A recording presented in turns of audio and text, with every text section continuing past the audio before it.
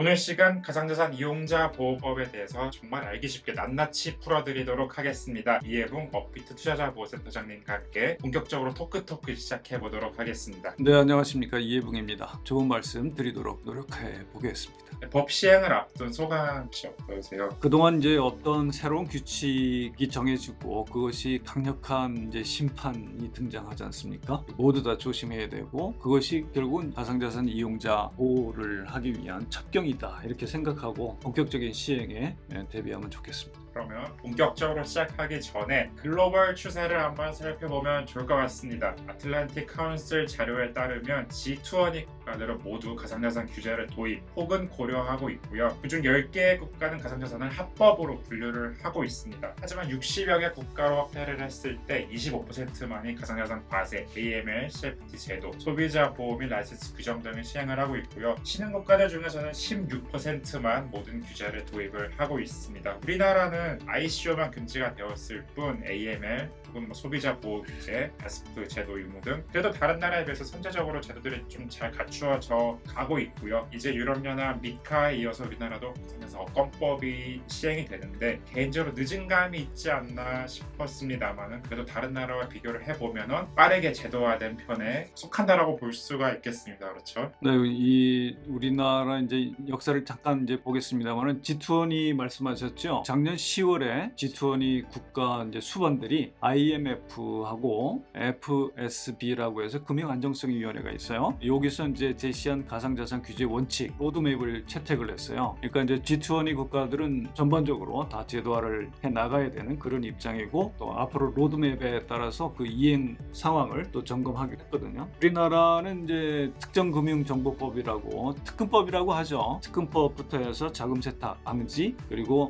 트래블 룰 소위 자금 이동 규칙이죠. 이거부터 이제 적용을 했지만 이 가상자산 시장에서 불공정 거래 행위를 효율적으로 대처하고 안심 투자 환경을 조성하기에는 좀 역부족이 아니었나 이런 이제 생각들이 있었고 디지털 자산이라고도 합니다만 이 가상자산과 관련된 인프라라든지 규율 체계 이거를 만들어야 되는데 이 기본법을 할 거냐 아니면 단계적으로 할 거냐 이런 걸 고민하다가 먼저 급한 게 있다. 그래서 안심 투자 환경 조성이 이제 시급하다 이렇게 보고 국제 기준은 정립되는 것을 보아가면서 2단계 입법에서 이제 보완하겠다 이런 입장을 가지고 19개 정도 제출된 법안을 갈무리해서 소위 1단계 이용자 보호법을 23년이죠 6월 달에 국회가 이제 통과를 했고 한 1년 정도 준비 과정을 거쳐서 7월 19일 본격 시행을 앞두고 있는 상황이죠. 네, 7월 19일입니다. 19일부터 시행되는 가상자산 이용자 보호법 주요 포인트들을 한번 살펴보도록 하겠습니다. 법률을 보면서 센터장님과 함께 얘기를 나눠보도록 할 텐데요. 일단 정의가 가장 중요하잖아요. 정의를 살펴보면 이거는 특검법의 정의를 정말 그대로 가져왔지 않겠습니까? 정의를 말씀하셨는데 justice의 정의가 아니고 여긴 definition이겠죠. 가상자산이 뭐냐, 이용자가 뭐냐, 사업자가 누구냐 이런 것이 이제 정의인데 이 법적 명확성이라고 하잖아요. 기본적인 정의가 분명해져야 법적 명확성이 이제 확보된다 이렇게 얘기할 수 있는데 특정 금융정보법에 있던 개념 정의를 삭제하는 대신 이용자 보호법에서 종전처럼 경제적 가치를 지닌 것으로서 전자적으로 거래 또는 이전될 수 있는 전자적 증표다 이렇게 하고 최근에 이제 CBDC가 발행되거나 연구 검토되는 추세를 반영을 해서 추가적으로 한국은행이 발행하게 될 CBDC 또 일정한 요건에 해당되는 NFT 이것은 가상자산 정의에서 이제 배제하겠다 이런 이제 규정을 했고 금융위원회가 그럼 NFT가 가상자산이냐 요거를 이제 판단하는 가이드라인도 추가로 만들기로 했습니다. 핵심은 가상자산이 무엇냐 그리고 가상자산 이용자가 누구냐 이용자가 누구냐라고 이제 명확히 정의되면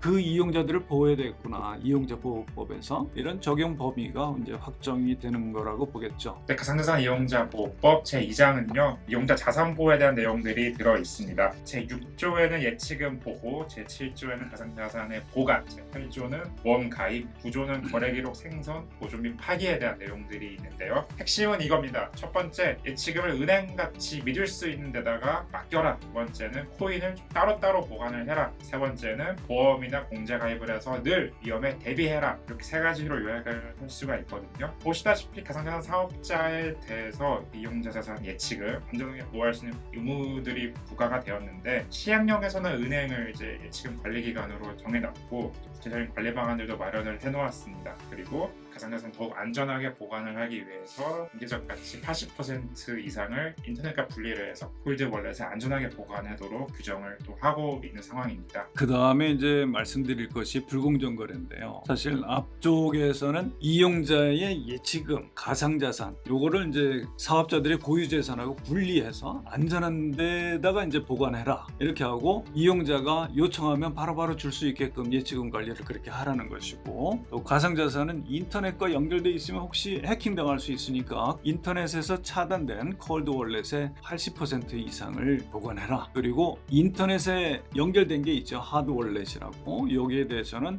그에 상당한 보험을 가입하든지 공제에 가입하든지 아니면 준비금을 적립하도록 이렇게 하고 있는 것인데, 제가 말씀드리고 싶은 거는 불공정 거래예요. 이 가상자산 시장이 이제 급격하게 성장하면서 불공정 거래 위험에 계속 노출되어 왔어요. 근데 이것을 감시하고 적출하고 처벌하는 이런 장치가 없었던 거죠. 그러면 시장에서 뭐가 필요하냐? 이용자를 보호하기 위해서 규칙이 필요하다. 규칙. 그 규칙이 첫째, 미공개 중요 정보, 가상자산과 관련된 거. 이 미공개 중요 정보를 이용해서는 안 된다는 거죠. 이게 소위 내부자 거래였는데 이거 안 된다. 그 다음에 시세 조정. 이게 실제 거래하면서 또는 거래하는 척하면서 예컨대 통정 매매라든지 가장 매매 이렇게 하면서 이 시세 조정을 하면 안 되고, 또 부정한 계략과 수단을 동원해 가면서 부정 거래 행위하면 안 된다. 또 세 번째는 사업자가 예컨대 거래소 같은 사업자가 자기와 특수관계에 있는 가상자산을 상장해서 거래하면 안 된다. 이런 것이고, 네 번째 말씀드릴 것은 입출금 차단인데요. 정당한 사유가 있어야 되는 거죠. 가상자산 사업자는 이 특정금융정보법에 따라서 이제 AML이라든지 트래블 룰 이런 관점에서 또 차단할 이유가 있습니다. 또 시스템 점검이라든지 이런 것이 시행령에 명시가 되어 있는데, 그러한 범위 내에서 정당한 사유를 가지고 해야 되는 것이고, 그렇지 않으면 당국의 적발대손 처벌, 과태료 이런 조치를 받게 됩니다. 다섯 번째는 제가 이 어피트의 그 시장 감시를 투자자 보호 측면에서 제가 겸직을 하게 됐어요.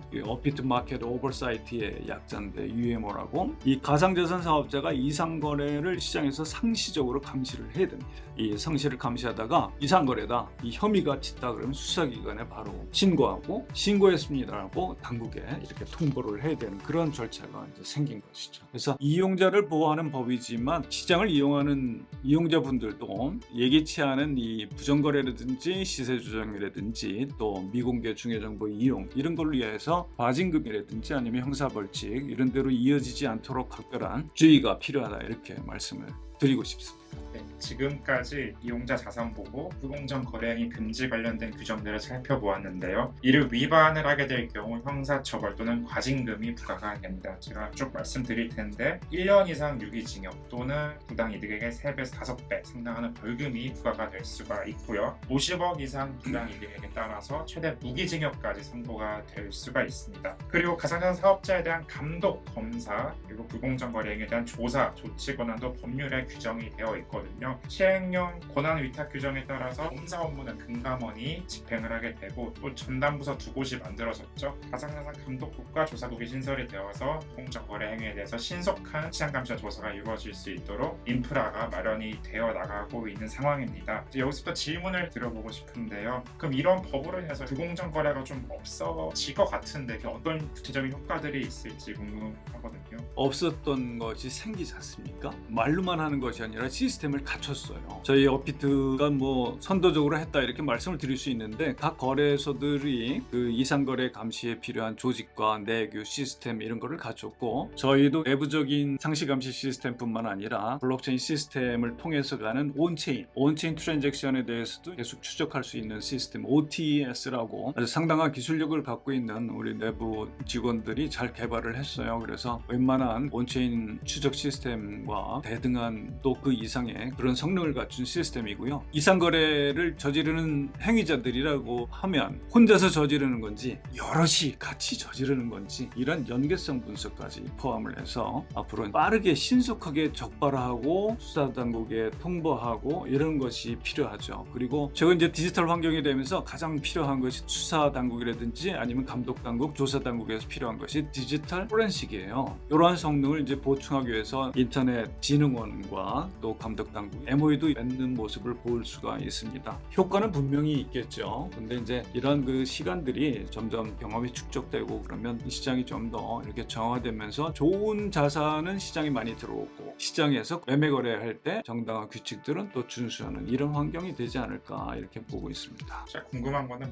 많은 투자자분들이 사실은 이 법에 대해서 크게 관심이 없을 수도 있겠다. 자기 투자가 더 중요한 거 아니겠습니까? 그래서 시장이 조금 더 활성화되기를 바라는 그런 마음이 더 클 수도 있다라고 저는 생각을 하는데 이 법으로 인해서 시장 관점에서는 좀 어떤 효과들이 나타날 수 있을지 궁금합니다. 이 법과 제도가 갖춰진 대표적인 법률 케이스를 보면 자본시장법을 들 수가 있어요. 자본시장법이라고 하지만 자본시장과 금융투자에 관한 법률인데 이 금융투자를 하는 이용자들이죠. 사실 투자자들을 어떻게 보호할 것인지 여러 법률에 나눠있던 법들을 하나의 법으로 만든 것이 2009년이죠. 이게 이제 자본시장법인데 이런 제도적 장치들이 쭉 갖춰져서 자본시장이 좀 한 단계 업그레이드하는 이런 이제 효과를 봤어요. 근데 뭐 그렇다고 해서 시장이 급성장한다든지 뭐 이런 효과라기보다는 제도적으로 안정화된 이런 투자 환경이 조성됐다 이렇게 볼 수가 있겠죠. 가상자산 시장도 유사한 길을 걷지 않을까 싶습니다. 왜냐하면 지금 1단계 이용자 보호법은 이제 시작이고 더 보완될 부분이 많이 있거든요. 그런 부분을 잘 살펴서 국제적인 정합성을 갖춰나가는 것이 앞으로 이렇게 2단계 법에서 검토할 대상이 아닐까 이렇게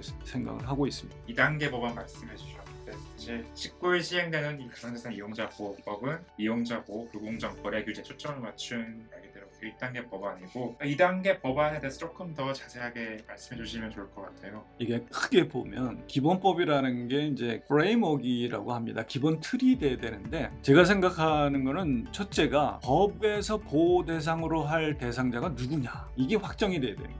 그것이 이제 미카에서는 일반 대중이라고 봤고 그 다음에 이 못하게 하는 것이 규제가 아니라 시장에 참여하는 누구나가 다 지켜야 할 규칙과 제도가 바로 규제다 이런 관점에서 제도를 마련하는 것이 필요하다고 봅니다. 그러면 법적 보호 대상인 일반 대중 그리고 안전한 질서 있는 거래 환경이라고 하는 공공의 이익을 보호하기 위해서 누구나 지켜야 할 제도와 규칙은 무엇일까? 1단계 법에서 못한 것들이 많이 있지 않습니까? 그죠? 그런 것들이 하나하나 차근차근 돼야 되는데 가상자산에 있어서도 완전 탈중앙화가 되기 전까지는 그 중앙화된 발행자가 저는 이러이러한 개발 계획을 가지고 이 가상자산을 발행합니다. 여기에 청약을 해 주십시오라고 돈을 달라고 한다든지 아니면 비트코인을 달라고 한다든지 이게 투자 권유입니다. 그러면 발행과 권유를 할 때 밝혀야죠. 저는 누구이고 이런 사업 계획 프로젝트 앞으로 이렇게 할 겁니다. 라는 로드맵도 밝히고 백서에 정확히 기재해서 할 필요가 있고 이것이 발행 공시이고 그리고 권유할 때 발행자가 권유할 수도 있고 제가 만약에 발행자라고 하면 저를 대신해서 체드가 권유할 수도 있지 않습니까? 그럼 권유하는 체드가 지켜야 될 원칙이 있잖아요. 이런 것들이 이제 마련될 필요가 있고 가상자산 서비스도 가상자산 거래소만 있나요? 그렇지 않잖아요. 고객이 있다고 하면 고객을 상대로 하는 서비스가 있을 수 있고 고객을 대신해서 제공하는 서비스도 있거든요. 고객을 대신해서 제공하는 대표적인 서비스가 커스터디, 수탁 보관이에요. 이런 서비스들이 있을 거 아니에요. 그럼 이 서비스들별로 서비스 제공자가 지켜야 될 행위 규칙이 있어야 될 거 아니에요. 이것이 이제 이용자 보호법 우리 1단계 법보다는 조금 한 단계 더 범위를 넓혀서 사업자를 유형별로 분류하고 유형별로 지킬 행위 규칙을 법령에서 명확히 설정해 줘야 법에 설정된 규칙을 안 지키니 처벌을 받아라 이렇게 이제 갈 수가 있겠죠. 여기에다가 시장은 넓고 감독 당국이 보는 눈 또 일부 시장 사업자들이 하는 이상거래 감시의 눈이 미칠 수 있는 도달 범위도 제한적이잖아요. 그럼 도와줄 사람이 있어야 되는 거죠. 그것이 공익신고자입니다. 공익신고자. 이런 제도적 장치가 완전하게 마련되는 것이 필요하다. 저는 그렇게 보고 있어요.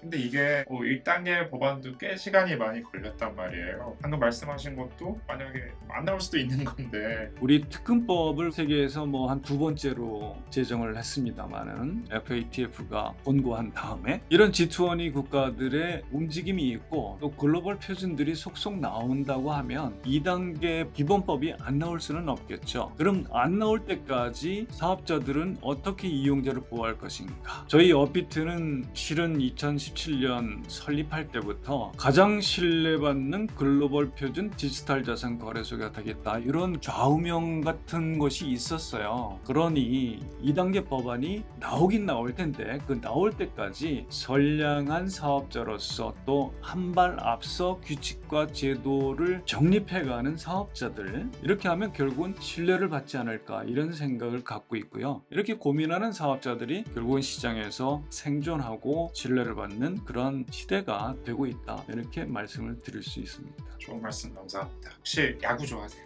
야구 좋아하죠. 왜 야구를 말씀하시는지 알겠어요. 저는 육상도 좋아하고요, 축구도 좋아하고 그렇습니다. 근데 규칙이 있잖아요, 심판이 있잖아요. 그 말씀하시려고 그런 거죠. 그쵸.